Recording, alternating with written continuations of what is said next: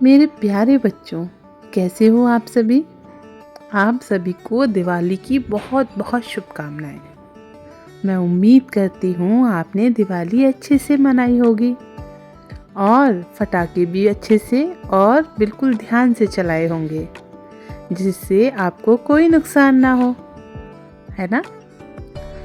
तो बहुत दिन हुए आपको मैंने कोई कहानी नहीं सुनाई, तो आज आंटी तुम्हारे लिए लेके आई है एक प्यारी सी कहानी। जानते हो आज कौन सा दिन है?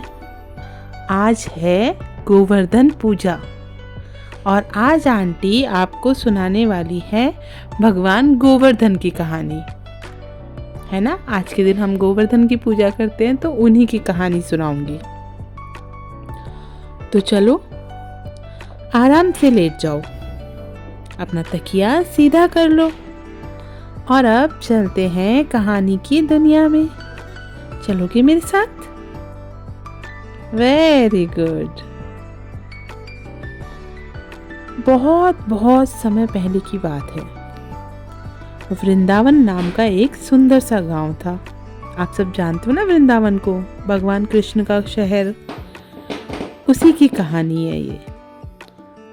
तो वृंदावन, जहाँ छोटे से कृष्ण अपने दोस्तों और गायों के साथ खेला करते थे।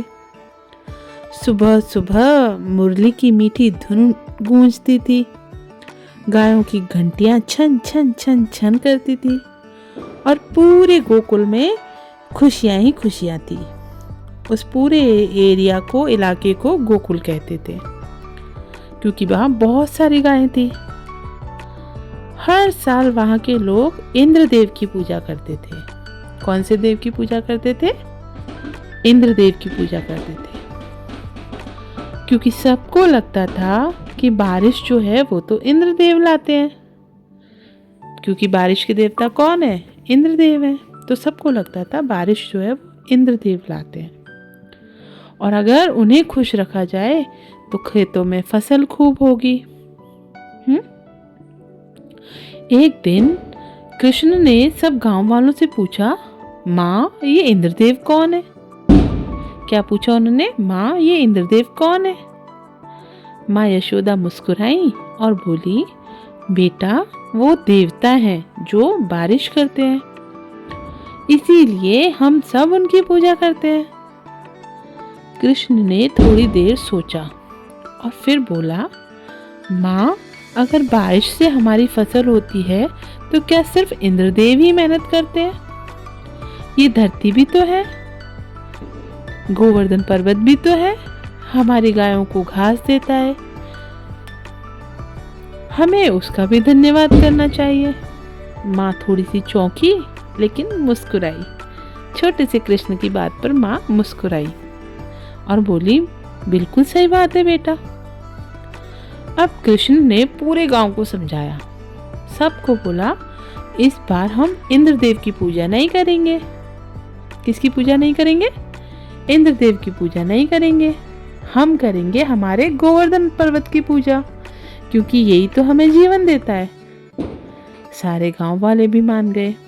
सब ने मिलकर पर्वत के चारों ओर परिक्रमा की, फूल चढ़ाए, प्रसाद बांटा और गायों को खिलाया और खुशी से झूमने गाने लगे। लेकिन ऊपर स्वर्ग में बैठे इंद्रदेव को ये बात बिल्कुल अच्छी नहीं लगी, है ना? कौन सी बात अच्छी नहीं लगी? कि इंद्रदेव की पूजा छोड़ के लोग गोवर्धन पर्वत की पूजा करने लग गए। उन्होंने कहा, क्या मेरी पूजा छोड़ दी, मुझे भूल गए? अब मैं दिखाऊंगा इन सभी को अपनी शक्ति। क्या कहा? अब मैं दिखाऊंगा इन सभी को अपनी शक्ति। बस फिर क्या था, इंद्रदेव ने काले काले बादल बुला लिए और तेज गर्जना होने लगी, बिजली चमकने लगी, ढम ढम ढम।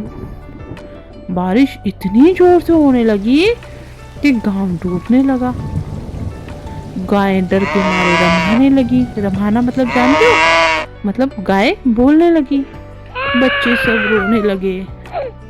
सब लोग भागकर कृष्ण के पास आए और कृष्ण से बोले कि हमें बचाओ, हमारे घरों में पानी भर गया। कृष्ण मुस्कुराए। उन्होंने कहा डरो मत, सब ठीक हो जाएगा। क्या कहा उन्होंने? आप मत डरो, सब ठीक हो जाएगा। फिर उन्होंने क्या किया पता है बच्चों? उन्होंने अपने नन्हे नन्हे से हाथों से पूरा गोवर्धन पर्वत उठा लिया। अपनी छोटी सी उंगली पे उस पर्वत को उन्होंने उठा लिया, क्योंकि कृष्ण तो हमेशा मैजिक करते थे। सब लोग, गायें, बच्चे सब उस पर्वत के नीचे आके छिप गए। अब बारिश हुई, लेकिन पर्वत के नीचे तो बारिश नहीं आई। सब लोग पर्वत के नीचे बहुत अच्छे से रहने लगे। 7 दिन तक बारिश बरसती रही। और सब लोग बहुत सुरक्षित थे। 7 दिन तक भगवान कृष्ण ने अपनी छोटी सी उंगली पे उस पर्वत को उठा के रखा, और उन्होंने ऐसा मैजिक किया कि ना तो किसी को भूख लगी, ना किसी को डर लगा। सब एक दूसरे की मदद करते रहते, और सबके दिल में बस कृष्ण का भरोसा था।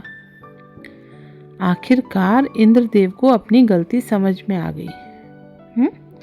इंद्रदेव ने सोचा, अरे कुछ नहीं हो सकता, यहाँ तो गोवर्धन पर्वत है, ये इनको बचा के रखेगा।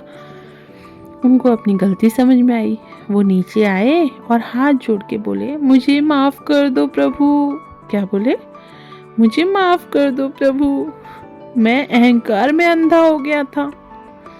क्या बोले? मैं अहंकार में अंधा हो गया था। कृष्ण मुस्कुराए और बोले, इंद्रदेव, जो खुद को सबसे बड़ा समझता है वो कभी सच्चा नहीं होता। क्या बोले? कि जो खुद को सबसे बड़ा समझता है वो कभी भी बड़ा नहीं हो सकता। सच्चा देव वही है जो सबकी रक्षा करे। इंद्रदेव ने सिर झुका दिया और वो वहां से चले गए।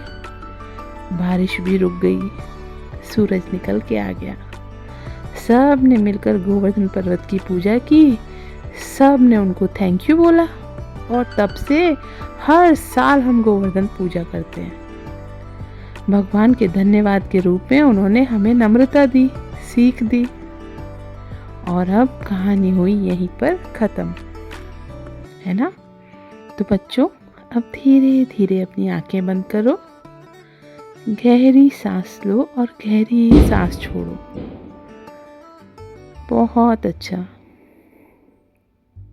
सब सोचो, तुम भी उस पर्वत के नीचे हो जहाँ छोटे से कृष्ण तुम्हारी तरफ मुस्कुरा रहे हैं।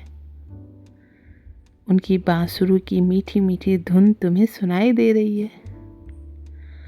चारों तरफ हवा में खुशबू फैली हुई है। एक गहरी शांति है। बारिश रुक गई है, गायें चल रही हैं और तारे आसमान में टिमटिमा रहे हैं। अब महसूस करो कि कृष्ण अपनी उंगली पर सिर्फ पर्वत ही नहीं, हम सब को भी संभाले हुए हैं। तुम सुरक्षित हो मेरे प्यारे बच्चों, प्यार से घिरे हुए हो। अब दिल में कहो, भगवान मेरी रक्षा करते हैं, मैं शांत हूँ, मैं सुरक्षित हूँ। अब तुम्हारा शरीर हल्का होता जा रहा है, मन शांत होता जा रहा है। धीरे धीरे तुम सपनों की प्यारी दुनिया में जा रहे हो, जहाँ कृष्ण मुस्कुरा रहे हैं और तुम चैन की नींद सो रहे हो। शुभ रात्रि मेरे प्यारे बच्चों। मम्मा आपके पास है, आप सबसे ज़्यादा सुरक्षित हो। अगर आपको मेरी कहानी अच्छी लगे तो इसे लाइक करें, शेयर करें, चैनल को सब्सक्राइब करें।